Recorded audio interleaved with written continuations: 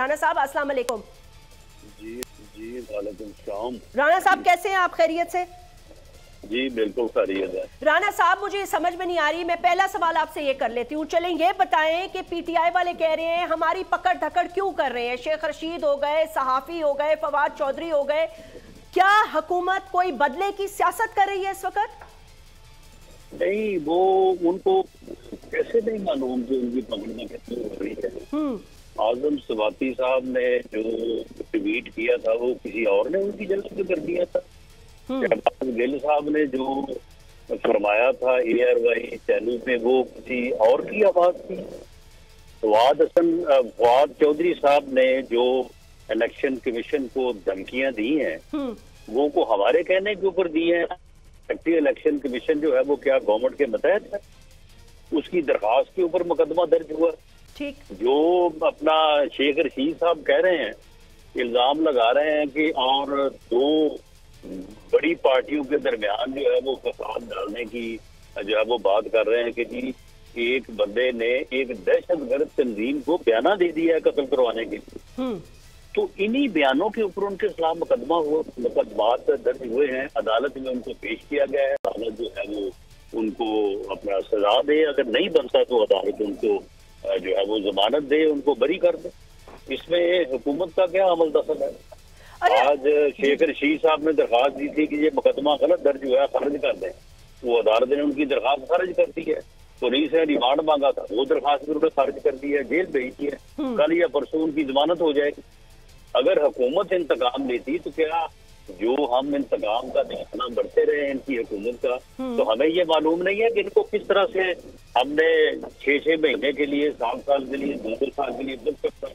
राणा साहब आप तो खुद और काले करतूत हैं, आप तो खुद याद है ना, मालूम नहीं है। राणा साहब आपको खुद याद है ना कि आपके ऊपर कितना संगीन और कितना बड़ा केस डाला गया और ये भी कहा गया ऑडियो वीडियोस मौजूद है, फिर क्या हुआ? हाँ, तो फिर बात ये है ना कि इनके ऊपर इस किस्म का केस नहीं डाला जा सकता। क्या ख्याल है आपका? अगर हुकूमत चाहे तो कुछ अगर नहीं डाला जा रहा भी हो सकता है। हाँ, तो फिर चाहे तो चाहता, हम नहीं चाहते, हम कोई इंतकामी कार्रवाई नहीं कर रहे। ये अपनी जुबानें बंद रखे, एहतियात के साथ गुफ्तगू करे, किसी को ये मौका ना दे।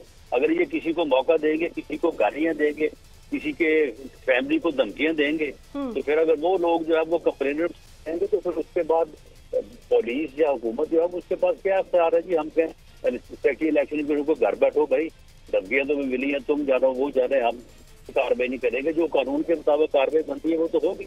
अच्छा राणा साहब मुझे ये बताएं, वजीर आजम ने तो बुलाया, खान साहब को दावत दी है, लेकिन वो ये कह रहे हैं कि जी हमें पकड़ धकड़ करते हैं ऊपर से और बीच से हमें बुलाते हैं, हम नहीं जाएंगे किसी ऑल पार्टी कॉन्फ्रेंस में। अब तक ये फैसला हुआ है शायद, और जेल भराव तहरीक हम शुरू कर रहे हैं।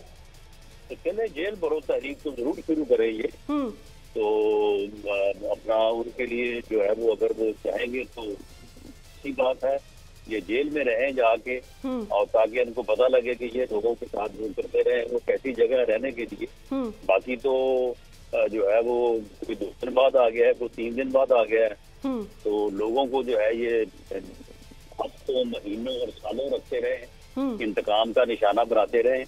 तो बाकी बात यह है कि ये को वजीर आजम तो इन केसों में मुद्दई नहीं है। ना वजीर आजम के कहने पे जो है वो सेक्रेटरी इलेक्शन कमीशन ने दरखास्त दी है, ना वजीर आजम के कहने पे शेख रशीद साहब ने ये अपना जो है वो बयानिया दिया है कि जी दहशतगर्द तंजीम को पैसे दे दिए, बयाना दिया जाए। लेकिन ये तो राणा साहब ये तो पहले मतलब है, मैं खाली ये कह रही हूँ कि अगर थोड़ा सा देखा जाए पीछे तो ये तो स्टेटमेंट पहले खान साहब ने दी थी ना कि मेरे पास शवाहिद मौजूद हैं और मेरे पास रिकॉर्ड है और मुझे पता है कि former president of Pakistan Asif Ali Zardari साहब ने किसी तंजीम को हायर किया दहशतगर्दी की जो मुझे मारेंगे, ये प्लान बन चुका है।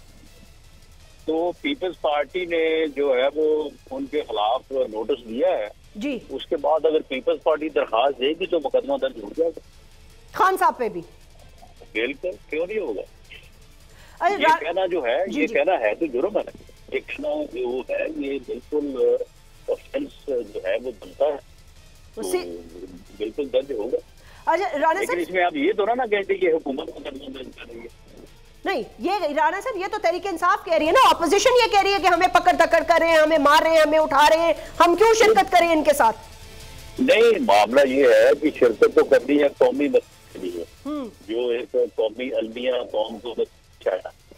बाकी ये जो पकड़ दकड़ हो रही है, मिसाल के तौर पर जैसे इंतकाम ये होता है कि इन्होंने बयान दिया, या जिस तरह से हमने कोई हमारी पॉलिटिकल एक्टिविटी थी, हमारा कोई बयान था जी, उसकी बुनियाद के ऊपर इन्होंने हमारे खिलाफ झूठे मुकदमात बना रहे, मेरे खिलाफ जो है वो 15 किलो हीरोइन डाल दी। ये होता है इंतकाम।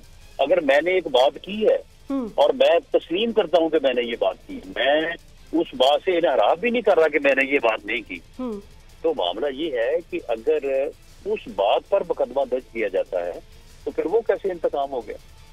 राणा साहब, आपको लगता है कि ऑल पार्टी कॉन्फ्रेंस में कोई अहम फैसले होने जा रहे हैं दहशतगर्दी के हवाले से, मईशत के हवाले से?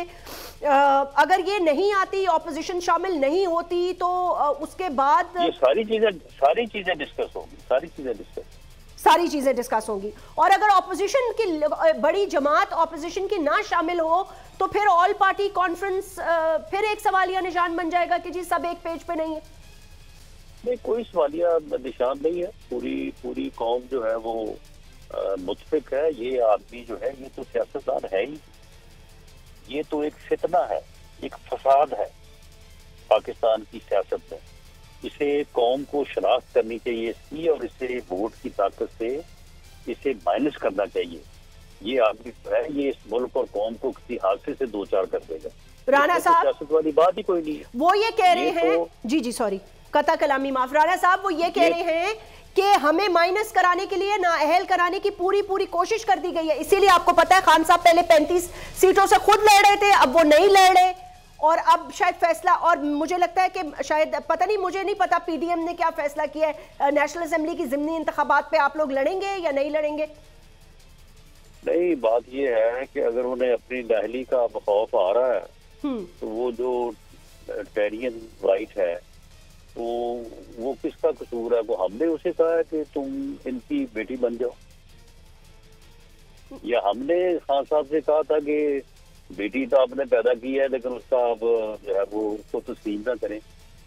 जो मेरा किया धरा है वो तो मैंने भी उठना है ना।